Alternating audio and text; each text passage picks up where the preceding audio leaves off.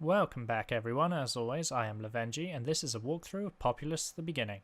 Today we're going to be looking at Mission 2, Night Falls. A very straightforward mission that will introduce us to a new spell, Swarm. Let's get straight underway. So we're once again back in the world map, and as you can see we are about to begin the mission known as Night Falls. But just before I begin the mission I wanted to call something else to your attention.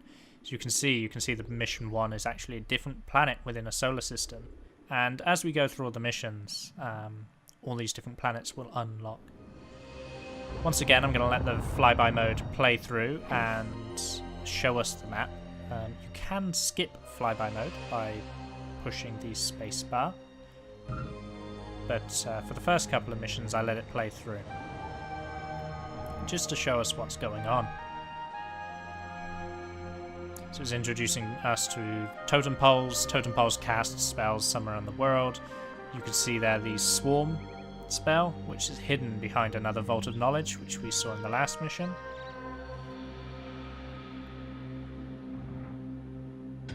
So there's a few helpful hotkeys, and I use one straight off the bat. You've got Insert, Home, and Page Up on your keyboards.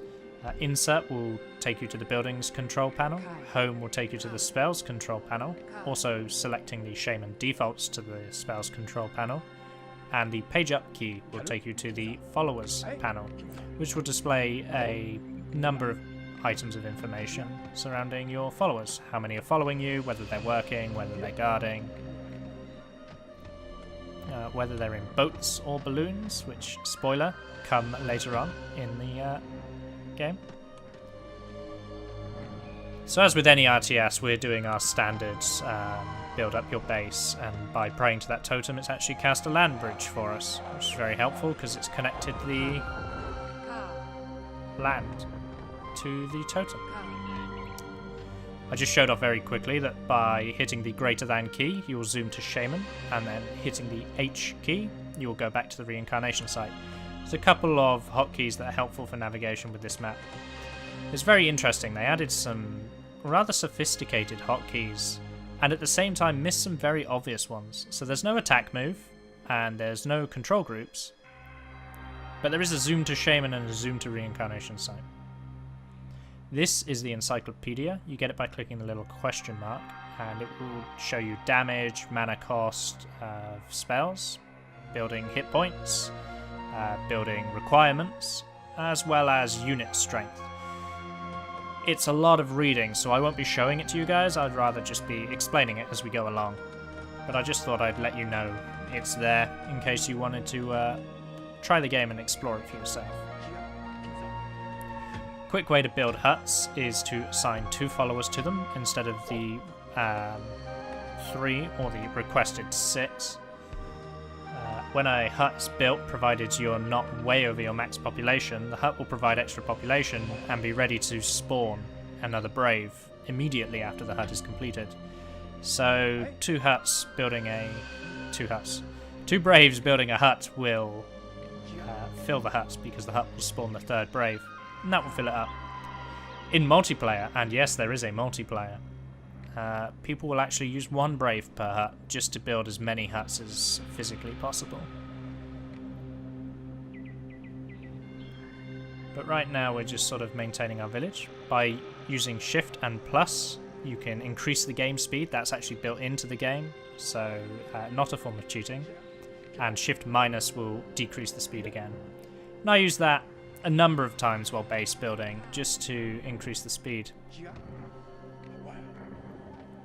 So stoneheads have different worship requirements, and we get this little notification come up that actually tells us that it needs 2. You might have seen the little bubble that appears above the stonehead. That tells you how many workers it actually needs, and that little red line on the side is your worship progress. So you can see we send the shaman over, get our 2 people worshipping, and that's gonna unlock something very interesting for us.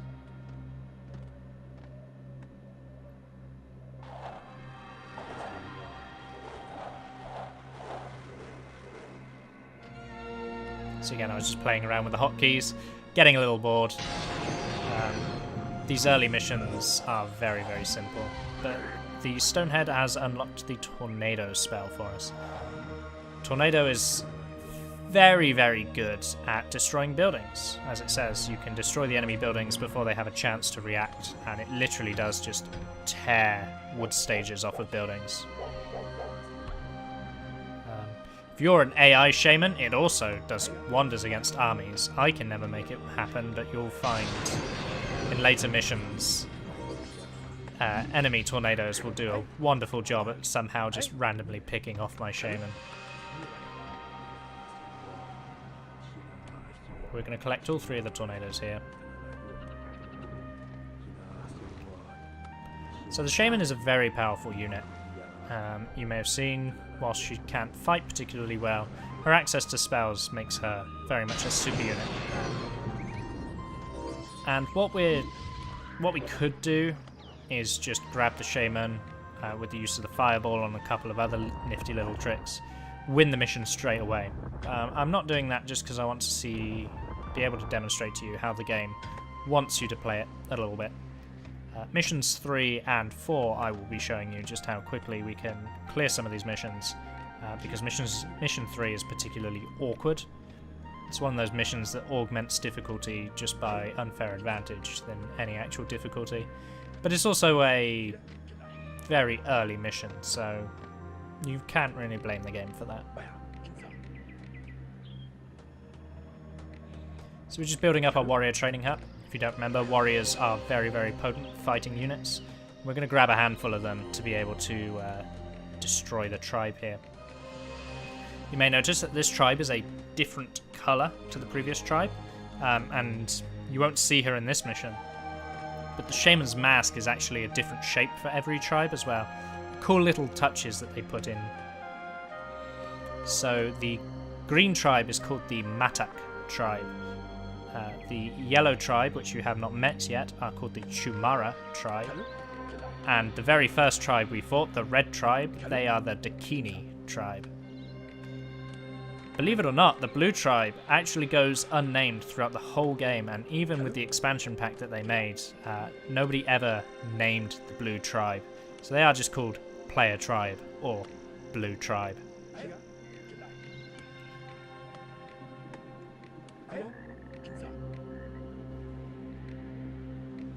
I did get asked when I was showing one of my friends, they said, how come you've only got 4 casts of the fireball? Because I remember it being unlimited. And that was one of the differences between the PlayStation version of the game, which I actually played before the PC version, and the PC version.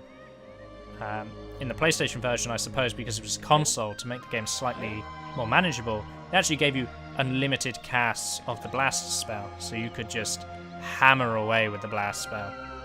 Hitting the G key will send your warriors to patrol around the shaman, which is this little circle formation that they've done. And right here, I'm going to just engage straight in, and the shaman is going to die. Just to show you that there's no real cost or penalty to losing your shaman. But as you can see, even if she's got a guard, if you're not taking care of her, she'll die immediately.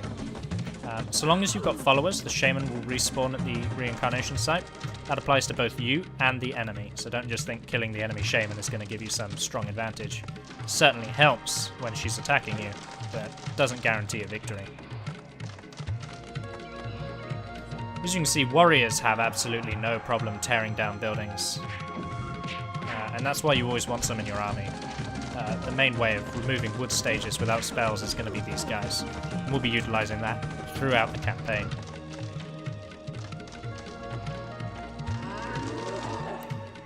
So our shaman's just respawned.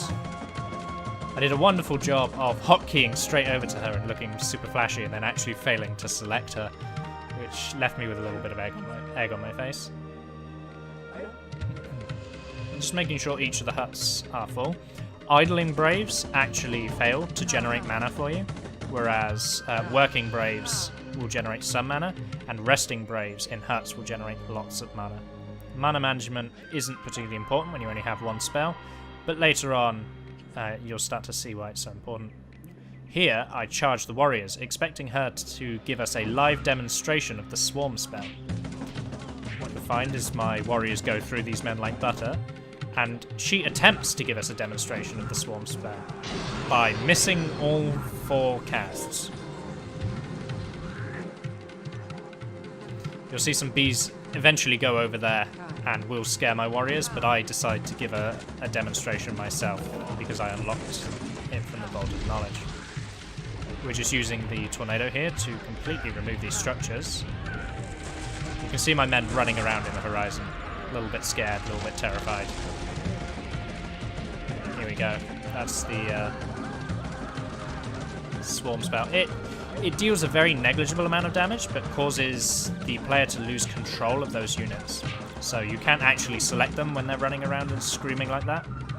And as you can see, they separate quite widely. You know, they're all over the place now.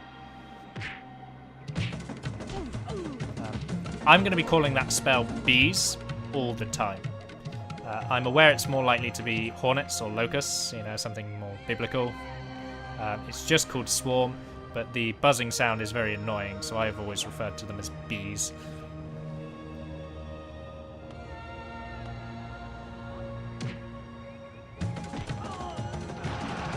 And that brings us to the end of Mission 2, and once again you get a lovely little mission complete screen that tells you all about it. Mission 3 is going to be Crisis of Faith. It's both one of my favourite missions to do quickly and one of my least favourite, but I'll see you in the next video for that. Well, thanks for watching everyone. It was a real pleasure going through Mission 2 for you. Those of you who came back from Mission 1, thank you very much. I appreciate it. As always, leave me any comments below, telling me what you think of the game, ask me any questions you might have about the game, or just telling me about what you'd like to see me do. Okay, thank you very much. Bye for now.